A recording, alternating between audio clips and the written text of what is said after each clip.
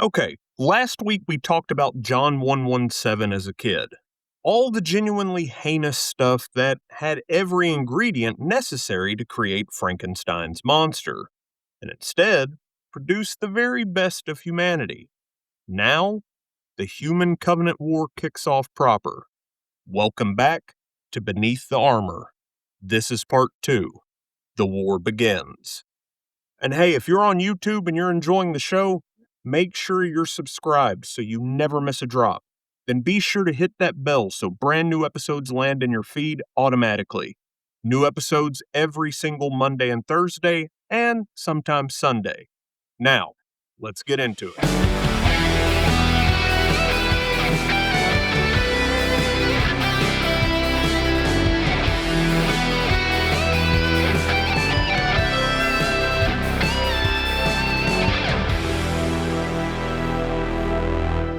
Hey, and welcome to, or welcome back to, the Average Joe Nerdcast. I'm Nate, your resident Average Joe, lifelong Halo addict, and a man who has now spent so much time talking about Master Chief that I'm pretty sure Cortana has started listing me as an emergency contact. I'm serious. At this point, if Oni audits my browser history, they're either going to recruit me or put me on a watch list. I don't think there's a third option. And if you're joining us for the very first time, first off, welcome to the lobby. You're jumping into part 2 of a 5-part series on John 117, the Master Chief, and why a giant green super soldier has somehow become one of the most important fictional characters of my entire life. Which sounds ridiculous when I say it out loud. And yet, here we are. Because Halo has always been much more than just a shooter. It's war stories, it's science fiction, it's found family, it's heroism, it's loss, it's hope.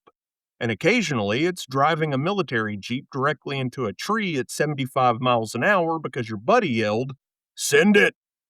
Which is also a very important part of the Halo experience.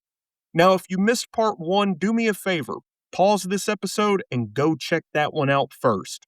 Seriously, I promise it'll make this one hit harder. Because today, we leave Reach behind, and humanity is about to discover that all the planning in the world means absolutely nothing when a galaxy-spanning alien theocracy shows up and decides your species shouldn't exist. No pressure, just the fate of humanity. Again. So grab your battle rifles and check your shields. And if somebody offers you a mission described as probably suicide, well, congrats. You're officially in a Halo story. Time to get into it. So before we talk about what John 117 does in this war, I need to explain what he's fighting. Because here's the thing about the Covenant that I think gets lost in all the plasma rifles and purple alien armor. They weren't just an army.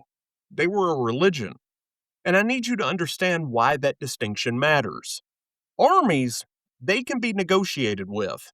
Armies have supply lines and casualty thresholds and commanders who eventually do the math and decide the cost is just too high. But religions? Religions believe they are cosmically correct, and you cannot diplomacy your way out of someone's theology. When humanity first encountered the Covenant in 2525, the balance of power was catastrophically one-sided. Superior technology, overwhelming naval strength, and a religious certainty that made compromise approximately as useful as a strongly worded letter to a hurricane. Humanity was outgunned, outnumbered, and one very bad week away from becoming a historical footnote in someone else's holy text. Entire human worlds burned, billions died, and every new engagement reinforced the same brutal conclusion. Humanity was losing. Badly. The kind of losing where you start checking Zillow listings in neighboring galaxies. And in the middle of all that darkness, one figure started to emerge because he kept surviving missions that had no business being survived. Rescue operations, boarding actions, sabotage runs against targets that were, on any honest tactical assessment, suicide. and again he came back. Among human forces, John 117 became a symbol, proof that the Covenant could be beaten, evidence that impossible odds did not automatically equal defeat. And among the Covenant, he became something far more unsettling. A story, a nightmare, a walking theological problem. The demon. And honestly, if your religion tells you your enemy is weak and inferior, and one 7-foot green tank keeps personally dismantling your entire fleet, destroying your installations, and walking away from encounters that should have killed him, demon is a pretty understandable working theory. At some point, Covenant commanders had to sound like increasingly frustrated middle managers. Sir, reports indicate the same human boarded yet another carrier. The same one? Yes. How many times are we going to let this happen? Well, sir, apparently until the end of time. My friends, just imagine dedicating your entire life to a galaxy-spanning holy war only to discover your greatest obstacle is one very determined human who communicates mostly through concise mission updates and devastating acts of property damage. And here's what makes John 117 extraordinary in all of this. He never seems interested in becoming a story. He never seeks fame. He doesn't spend his time cultivating the legend. He doesn't pause mid-battle to deliver a monologue about manifest destiny. He just focuses on the mission. He protects the people beside him, and he just keeps moving. The myth grows around a man who remains fundamentally grounded. A hero who never acts like a hero. Which, paradoxically, is exactly why he becomes one. Steve, we haven't even made it into 10 minutes. What's going on, bud? Steve says, imagine filing that report. Subject boarded vessel again. Destroyed primary reactor. Escaped in stolen aircraft. Did not appear to be trying particularly hard. Yeah, buddy. Steve says somewhere in the Covenant there is an HR department absolutely overwhelmed with paperwork because of one guy in green armor. You know what, buddy? That's canon as far as I'm concerned. Now we get to one of the most important relationships in all of science fiction. Not just gaming, but science fiction. Because when Cortana enters John's life, Halo stops being merely a military epic and becomes something far more intimate.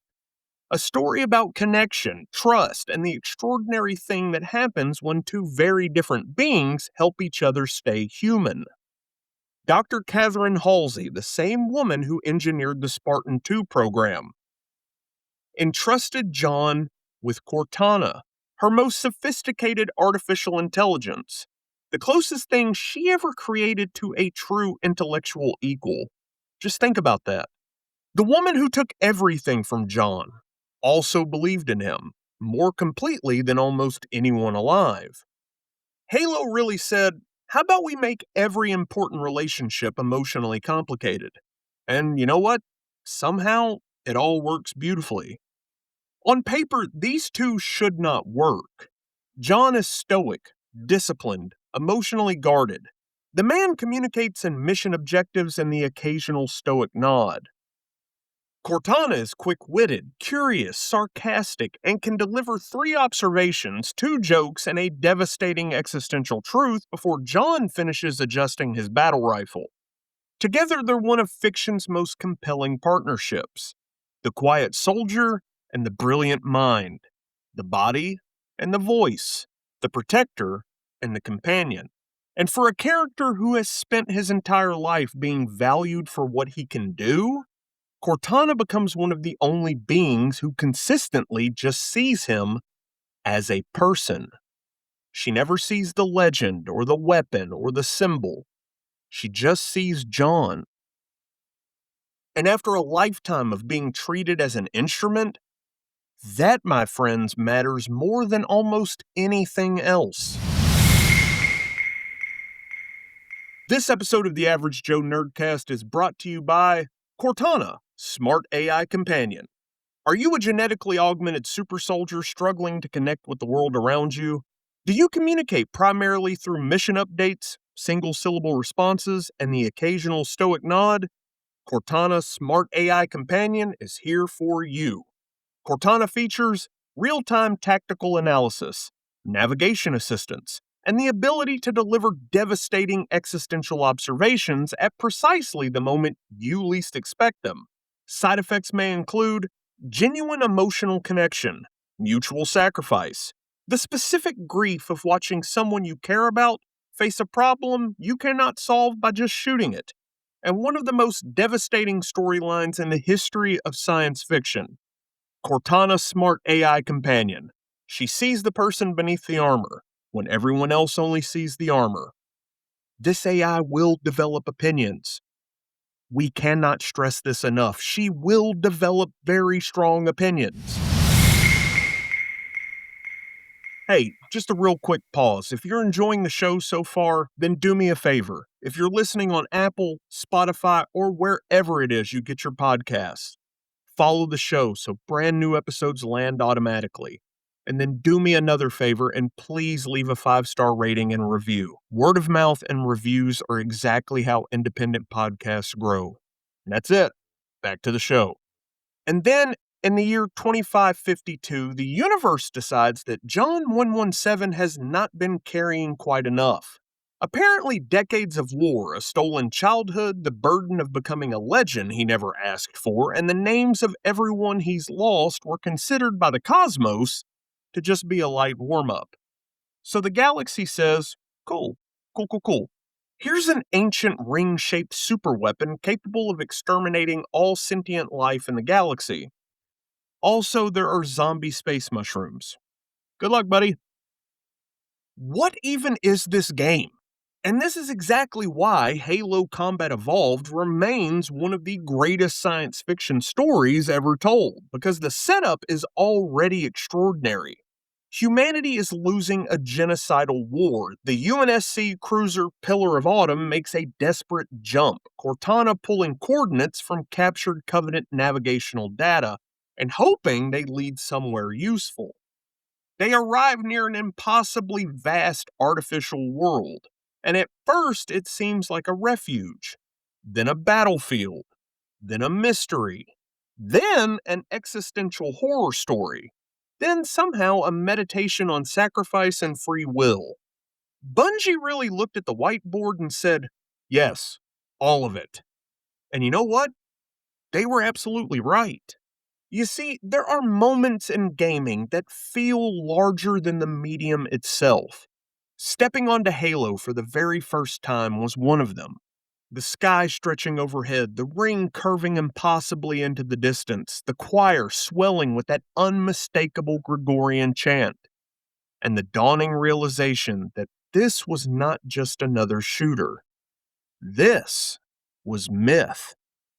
As kids, we saw Master Chief as the ultimate power fantasy, the guy who made us believe we could drive a warthog off a cliff, flip it 3 times, land upside down, and still call that all a part of the plan.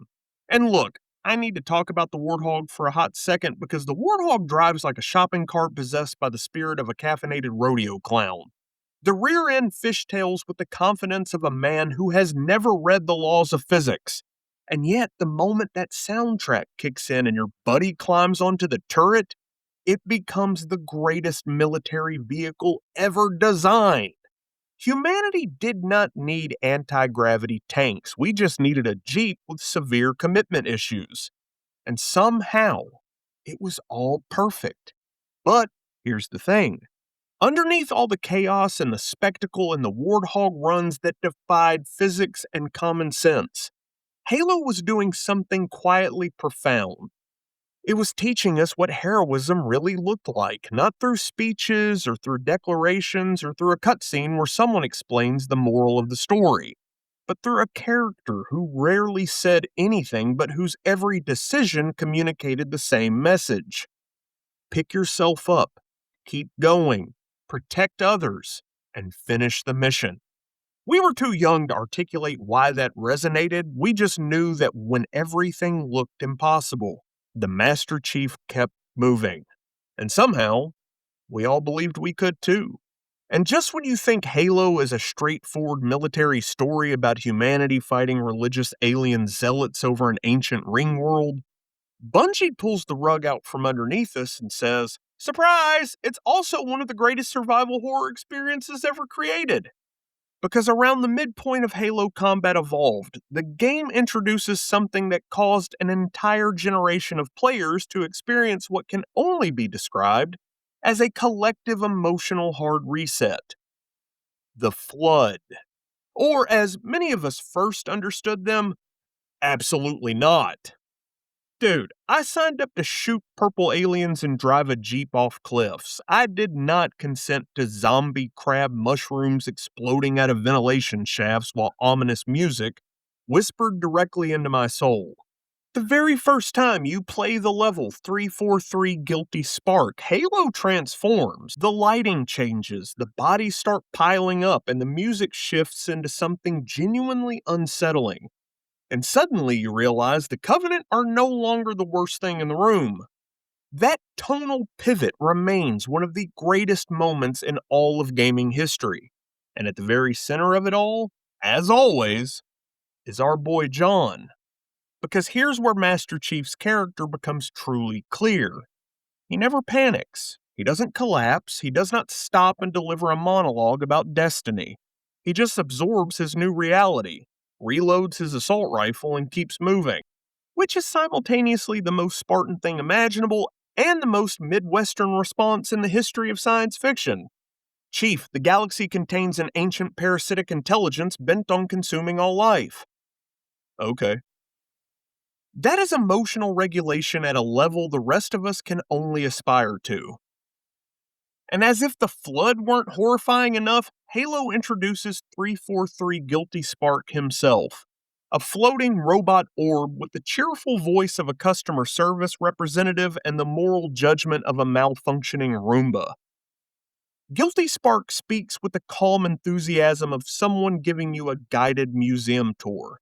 Welcome, Reclaimer! If you'll follow me, we'll activate the ring and commit galaxy-wide genocide. Complimentary pamphlets are available in the lobby. Excuse me? That is the most politely worded war crime in the history of science fiction.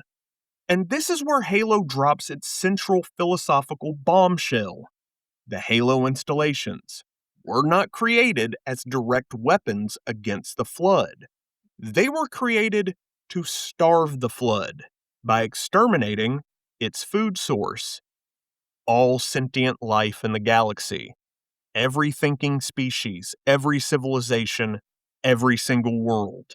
The ultimate solution to an impossible problem. And suddenly, John is faced with one of the defining choices of his entire life. Complete the mission as instructed, or reject the system he was created to serve. From the age of 6, he was trained to follow orders, trust the chain of command, prioritize the mission above all else. But here, for the very first time, with absolute clarity, he must decide whether duty and morality are actually the same thing. And he chooses humanity. Not abstract authority, not ancient protocol, not a 100,000-year-old computer program that thinks it's being helpful. Human life. He destroys the ring instead of activating it, and in doing so, he demonstrates the quality that elevates him from elite soldier to genuine hero, the ability to say no. That is the moment the weapon becomes a moral agent. The soldier becomes a guardian, and it connects directly back to part 1 of this series. They trained him to accomplish the mission, but what John actually became was someone who catches people when they're falling. Someone who says no when the mission requires something monstrous.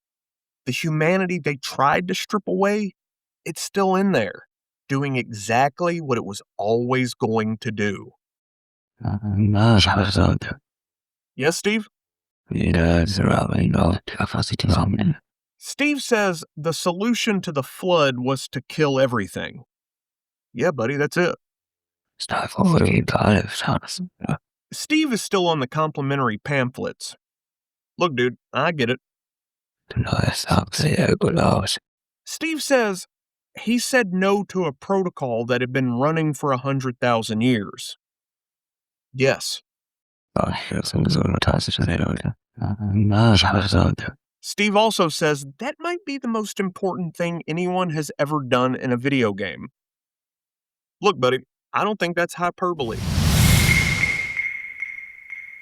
Today's episode of the Average Joe Nerdcast is also brought to you by Installation 04. Are you facing an unstoppable parasitic intelligence that threatens all life in the galaxy? Installation 04 has a solution. Simply activate the ring. All sentient life within range will be exterminated. The Flood, deprived of hosts, will die. Problem solved.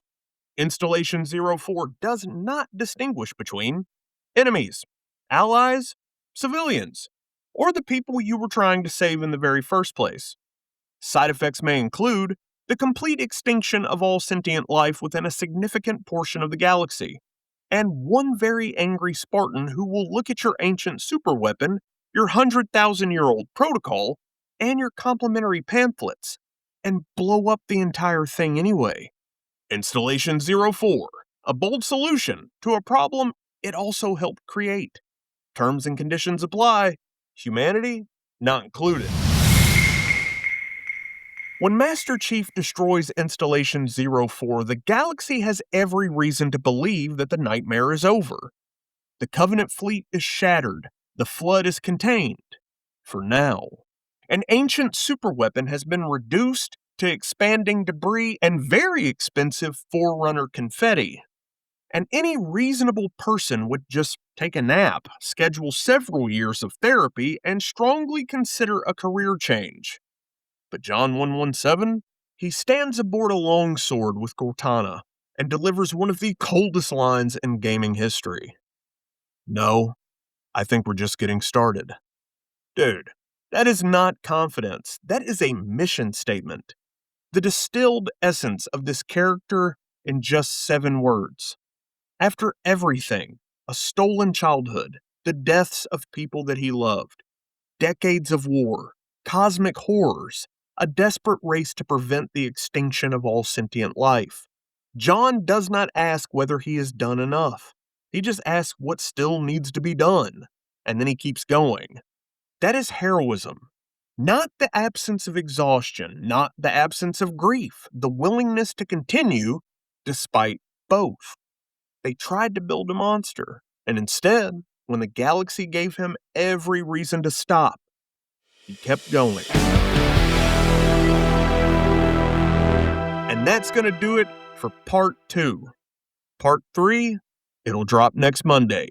Halo 2 and the 2 promises that define this character. Sir, finishing this fight, and the one that comes after. And that's it for this edition of the Average Joe Nerdcast. But before I get out of here, whether you're on YouTube, Apple, Spotify, or wherever you get your podcasts, do me a favor and make sure you follow the show. And then please leave a 5-star rating and review. Word of mouth and ratings is exactly how independent podcasts grow, and I promise every single one of them matters. Also, episode 100 is coming in right about 3 months. So tell me, how did you find the show? What episodes have been your favorite?